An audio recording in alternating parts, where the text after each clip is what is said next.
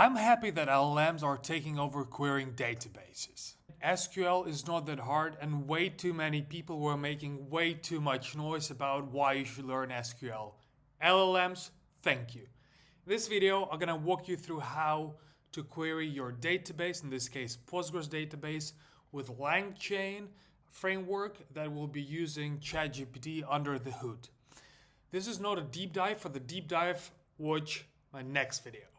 We'll be working with a sample database that describes a music store which sells albums, and it has information on albums, artists, playlists, genres, etc. And also has information on the financial side of things, so the invoices, and then on the customers and employees as well. This is a good database because there are many relationships, and we can see if our LLM ChatGPT in this case manages to figure out that those connections need to be made. We'll be going through this in a Jupyter notebook. Now, thing you need to remember that Langchain has many ways to interact with your database. And here I chose just two, and I don't think it makes sense to cover all of them because the framework itself is changing literally daily, and what you see today will be outdated in a week, but you will have a good understanding of what it can do, and this is solid base. I encourage you to watch this video till the end. Here we simply, so all of those helpers, they come from Langchain, all of what we use in this tutorial. Here we connect to our local Postgres database, and we can take a look at the data here. So very simple: albums, artists, genres, playlists, invoices, many-to-many, relationship on the invoice line, etc. We connect to the database. As always with Langchain, we create a chain, and then that chain generates queries as an output. So it takes a question in and generates a query out. As I mentioned before, this is not the deep dive, so we won't be diving under the hood. If you want a deep dive, watch my next video. Here I'll just show you what it can do. So if we run that and we ask what is my data about, it will print out a query which, in ChatGPT's opinion, should give you a good idea of what this database is about. And let's see, it suggests us to run a query which basically lists all tables and all columns, but it doesn't run it itself. So this chain, it doesn't run the query itself. You can run it. It basically lists of all the tables and columns. Not very helpful. Okay, but now we can start asking more sophisticated questions, like what artists have the highest and lowest numbers of purchases? So to answer that question, you would need to join multiple tables, and let's see if ChatGPT manages to do so. Okay, so here we have two queries. We see that each query does a join of artist 1, album 2, track 3, invoice line 4, which is pretty cool, and then it does the grouping by the artist's name and does the aggregate on the number of purchases. So it went through linking 4 tables and then drawing aggregate, in this case in just number of records. So it's pretty cool. And then I asked for highest and lowest, and it prints out 2 queries. I think that is helpful. If you're building some sort of front end on top of this, you can easily parse those queries out. And now I want to walk you through a slightly more sophisticated chain. That was a create SQL query chain. Now we'll move into the agents, and the agent will take care of A, fetching the query, and then B, executing the query.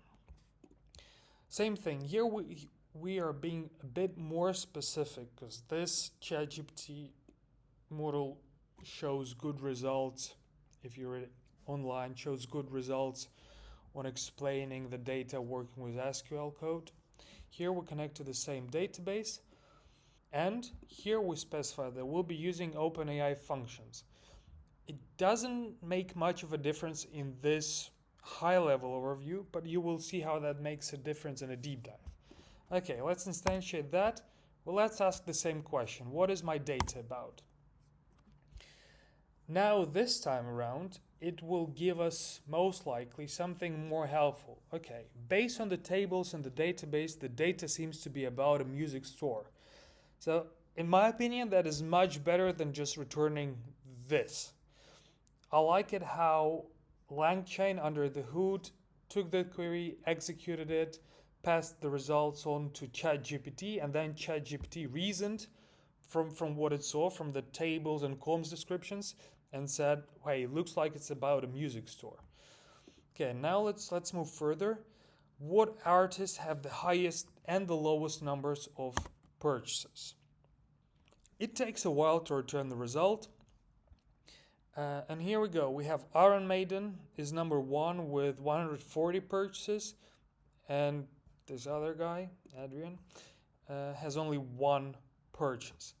And now imagine you wanted to double check if this results, are right. So what you could do is you can ask ChatGPT to show you the queries that it used to produce the results. And I do that by simply appending this short ask in the end of the prompt. Okay, same result, which is good because as I mentioned before, the outputs are non-deterministic. Now let's check if that is really so. So I'll copy over this query here for the highest number of purchases. Okay, let's take it apart. Takes the artist table, joins it to album, makes sense, then joins a track and invoice line. It may seem weird that it joins it to track, but again, if we look at our ERD diagram, invoice line joins to a track, not the album. So if you look at the invoice line here, we basically charge per track on an album, which is interesting, I guess. I guess that allows us to later on do statistics and analytics on a track level. So all of that makes sense. Then we go invoice. Okay, and it decided to calculate number of invoices on which an artist name appears. I think that is sensible. Cool. Let's run that. So that's Iron Maiden, and it appears in 140 invoices. Now, the question I have is, can it be that, because we're joining 2 tracks, can it be that the Iron Maiden tracks appear on 140 invoices, so not the artist itself? Let's double check that by using the distinct keyword. And now it's very different. Now the actual result that is correct is that is U2 is the artist that appears on the most of invoices, right? And Iron Maiden, it's artists whose tracks appear on most of the invoices. So really here it's a space for discussion, but I think that our LM did a fair job on finding an artist whose tracks appear in the most of the invoices. Right, that's something you would usually specify inside of your organization, how you calculate the most popular artists, for example. So it does those kinds of queries. And now I'll go and ask something about the customers. I'll ask, hey, how many customers are there? So first, and how many of them made multiple purchases? There are 59 customers in total. All of them made multiple purchases, which is helpful. I played around with it, and if you ask for specifics, as in like how many, what is the highest number of purchases per client, it gives you that information.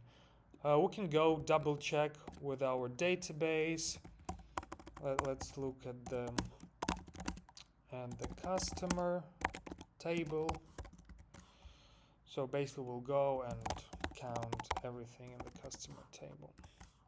Yeah, so 59 customers, that's correct. Also, we can ask questions like, hey, which employee sold the most and how much, sold the least and how much. Cool, so it gives us the result, and we can kind of double check how it did this. But let's compare it to the employee who sold the most.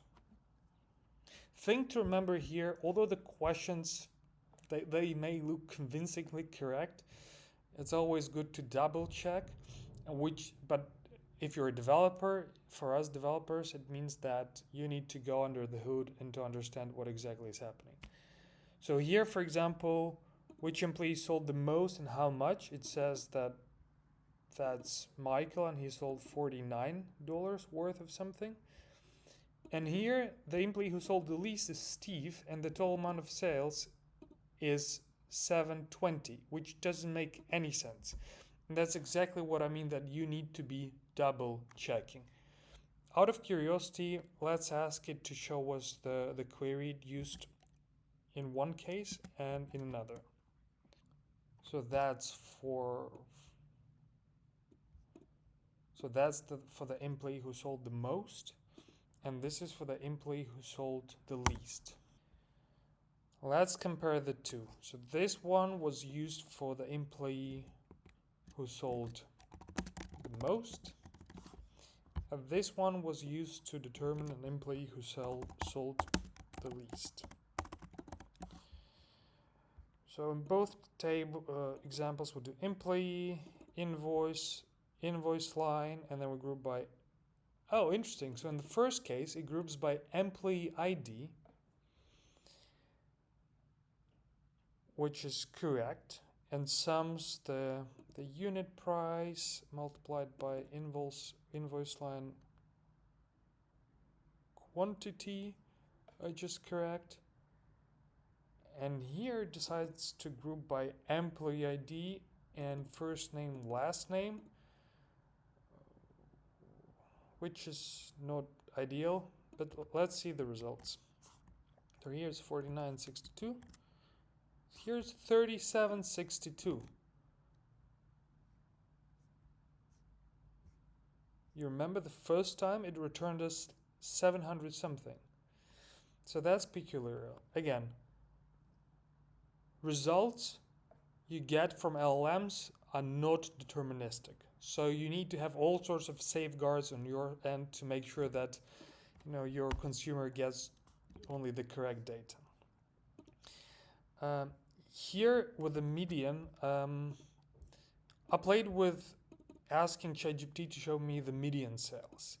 And interestingly enough, at first it wasn't able to do so. It said that, hey, Postgres doesn't have a function to calculate a median. And then I told it, hey, use this function. And then it calculated the median. But then once again, I asked it to calculate a median again. And it told me that it wasn't able to do so because some column was missing. Oh, there you go. So it told me exactly this, that there is no column related to sales. But once again, you cannot be sure of the results. Let's see if this one runs through. So this one did run through, and it did generate a query because I asked it to generate a query here. Show me the query you used to generate the answer. You see, so in this case, it didn't get confused by the absence of a column related to sales. So the lesson here is, you should try Tune. Later on, I will record a separate video explaining what you should be aware of when using LLMs, Langchain, also in context of querying relational databases. I hope that was helpful. Do let me know if you have any questions or feedback, and I'll make sure to address it in the next videos. Take care.